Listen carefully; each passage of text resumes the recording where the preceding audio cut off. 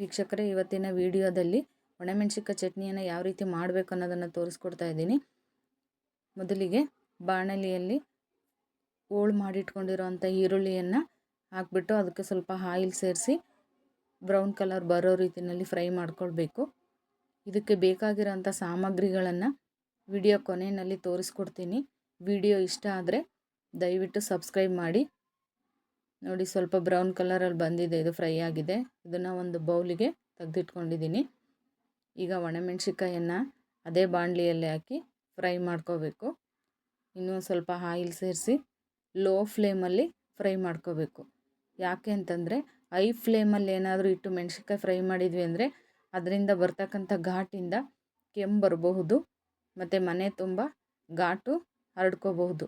ಆದ್ದರಿಂದ ಲೋ ಫ್ಲೇಮಲ್ಲೇ ಫ್ರೈ ಮಾಡ್ಕೋಬೇಕು. ಎಲ್ಲ ಮೆಣಸಿನ್ಕಾಯಿನೂ ಫ್ರೈ ಆಗೋ ರೀತಿಯಲ್ಲೇ ಫ್ರೈ ಮಾಡ್ಕೋಬೇಕು. ಇಲ್ಲಾಂದರೆ ಹಸಿ ವಾಸನೆ ಆಗೇ ಇರುತ್ತೆ, ಚಟ್ನಿಗೆ ಟೇಸ್ಟ್ ಬರೋದಿಲ್ಲ. ಈಗ ಪುಡಿ ಜಾರು ಇರುತ್ತಲ್ಲ, ಮಿಕ್ಸಿ ಜಾರು, ಅದಕ್ಕೆ ಫ್ರೈ ಮಾಡ್ಕೊಂಡಿರೋಂಥ ಮೆಣಸಿನ್ಕಾಯಿನೆಲ್ಲ ಸೇರಿಸ್ಬಿಟ್ಟು ಸ್ವಲ್ಪ ಪುಡಿ ಮಾಡ್ಕೊಳ್ಳೋಣ ಮೆಣಸಿನ್ಕಾಯನ್ನು. ನೋಡಿ, ಈ ರೀತಿ ಪುಡಿಯಾಗಿದೆ. ಇದಕ್ಕೆ ಫ್ರೈ ಮಾಡ್ಕೊಂಡಿರೋಂಥ ಈರುಳ್ಳಿಯನ್ನು ಹಾಕಬೇಕು ಮತ್ತು ಬೆಲ್ಲ ಸ್ವಲ್ಪ ಜಾಸ್ತಿನೇ ಹಾಕಬೇಕು. ಬೆಲ್ಲ ಯಾಕೆಂದರೆ ಒಣಮೆಣಸಿನ್ಕಾಯಿ ಚಟ್ನಿ ಸ್ವಲ್ಪ ಖಾರ ಜಾಸ್ತಿ ಇರೋದ್ರಿಂದ ಬೆಲ್ಲ ಜಾಸ್ತಿ ಹಾಕಬೇಕು ಟೇಸ್ಟಿಗೆ. ಮತ್ತು ಬೆಳ್ಳುಳ್ಳಿ ಫ್ರೈ ಮಾಡ್ದೇ ಹಾಗೆ ಹಾಕಬೇಕು. ಮತ್ತು ತೊಳೆದು ನೆನೆಸಿಟ್ಟಿರೋಂಥ ಹುಣಸೆಹಣ್ಣು, ಮೆಣಸಿನ್ಕಾಯಿ ಎಷ್ಟಿರುತ್ತೋ ಅಷ್ಟನ್ನೇ ಹುಣಸೆಹಣ್ಣು ಸ್ವಲ್ಪ ಹುಳಿ ಸಮ ಪ್ರಮಾಣದಲ್ಲಿ ಇರೋ ರೀತಿಯಲ್ಲೇ ಹಾಕಬೇಕು ಹುಣಸೆಹಣ್ಣು.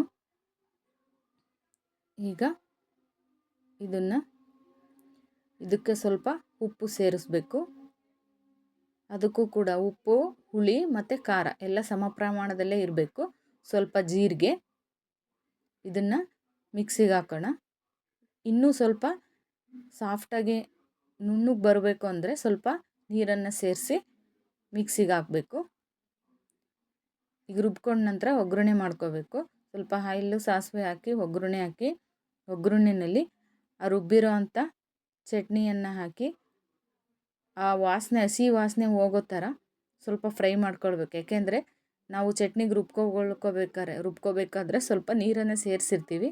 ಮತ್ತು ಹುಣಸೆಹಣ್ಣು ನೆನೆಹಾಕಿರೋದ್ರಿಂದ ಅದರಲ್ಲೂ ಕೂಡ ನೀರಿನಂಶ ಇರುತ್ತೆ ಅಲ್ವಾ, ಆ ನೀರಿನಂಶ ಎಲ್ಲ ಹೋಗ್ಬಿಟ್ಟು ಚಟ್ನಿ ಫ್ರೈ ಆಗೋ ರೀತಿಯಲ್ಲಿ ಒಗ್ಗರಣೆಯಲ್ಲಿ ಚೆನ್ನಾಗೆ ಎಣ್ಣೆ ಬಿಟ್ಕೊಳ್ಳೋ ರೀತಿಯಲ್ಲಿ ಲೋ ಫ್ಲೇಮಲ್ಲಿ ಚಟ್ನಿಯನ್ನು ಬೇಯಿಸ್ಬೇಕು. ನೋಡಿ, ಈ ಥರ.